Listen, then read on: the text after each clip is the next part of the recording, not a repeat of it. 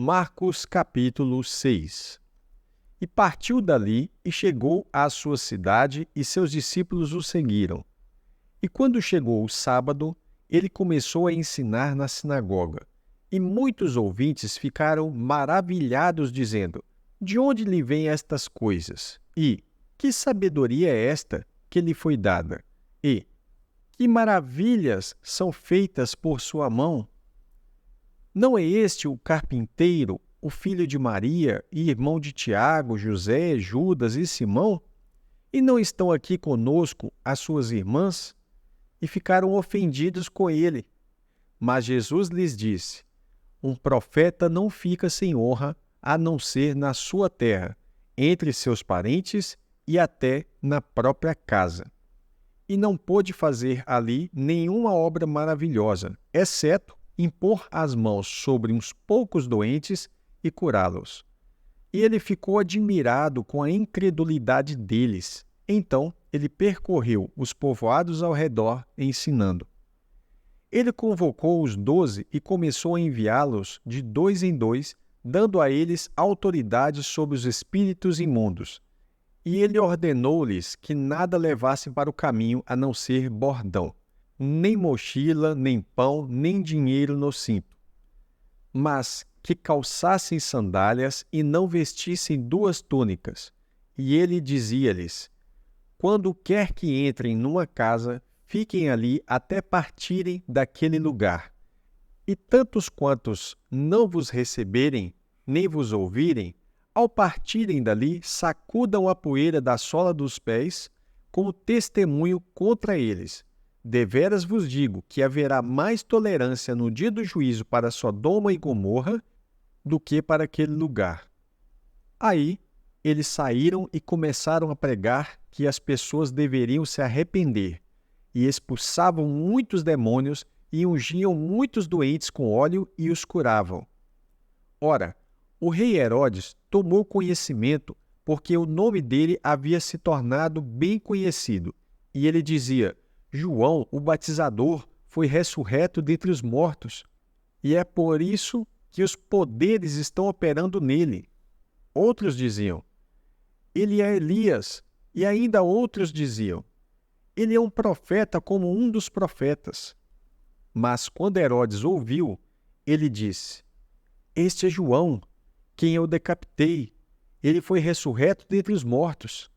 É que o próprio Herodes tinha mandado prender João e amarrá-lo na prisão por causa de Herodias, mulher de Filipe, seu irmão, porque ele tinha casado com ela.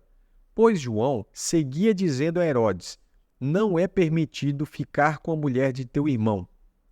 Assim, Herodias tinha rancor dele e queria matá-lo, mas não podia, porque Herodes temia João e o protegia, sabendo que ele era um homem justo e santo. E ao consultá-lo, ele fazia muitas coisas. Aliás, ele o ouvia com prazer. Mas chegou um dia oportuno, quando Herodes, no seu aniversário, estava proporcionando um banquete a seus cortesões, aos comandantes militares e aos homens mais importantes de Galileia.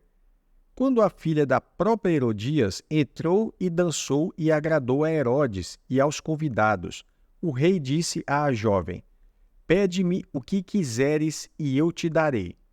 Ele até jurou a ela: Seja o que for que me pedires, eu te darei até metade de meu reino. Aí ela saiu e disse à sua mãe: Que pedirei?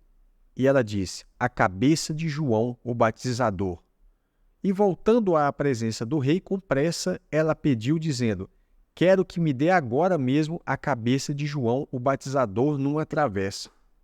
Embora o rei ficasse bastante entristecido por causa dos seus juramentos e dos convidados, ele não quis negá-la. Imediatamente o rei mandou um carrasco e ordenou que a cabeça fosse trazida. Aí ele foi e o decapitou na prisão. Trouxe a cabeça numa travessa e a deu à jovem, e a jovem a deu à sua mãe.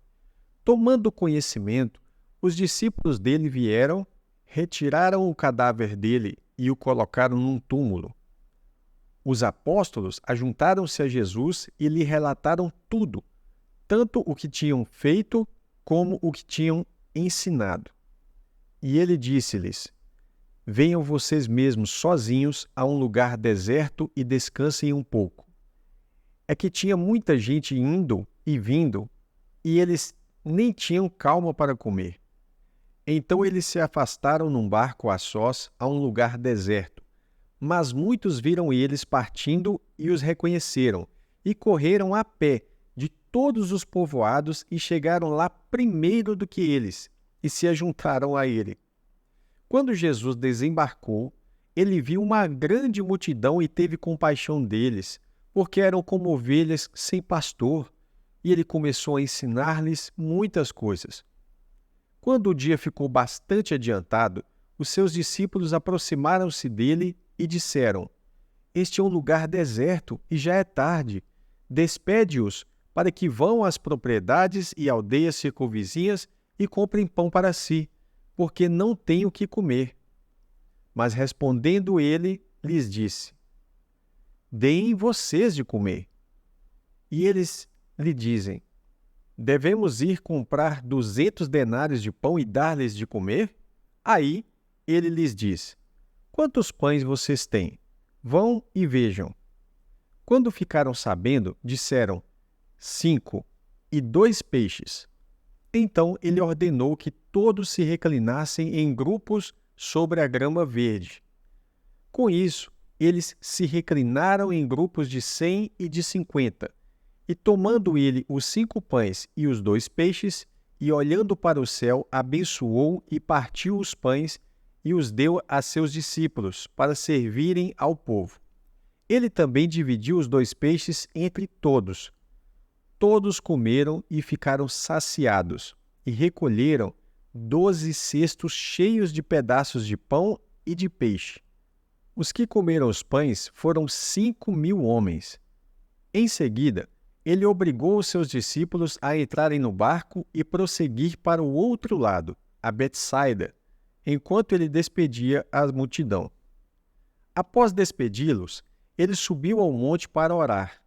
E passada a tardinha, o barco estava no meio do mar, e ele estava sozinho em terra. E ele viu que eles se fatigavam a remar, porque o vento lhes era contrário. Aí, por volta da 4ª vigília da noite, ele se aproximou deles andando sobre a água, e ia passar por eles. Mas eles o viram andando sobre a água, imaginaram que fosse um fantasma e gritaram, porque todos o viram e ficaram aterrorizados. Sem mais, ele falou com eles e disse: coragem, sou eu, não tenham medo. Então ele entrou no barco para junto deles e o vento parou. E eles ficaram totalmente perplexos dentro de si e maravilhavam, pois eles não tinham assimilado o alcance significativo dos pães. O coração deles havia sido endurecido.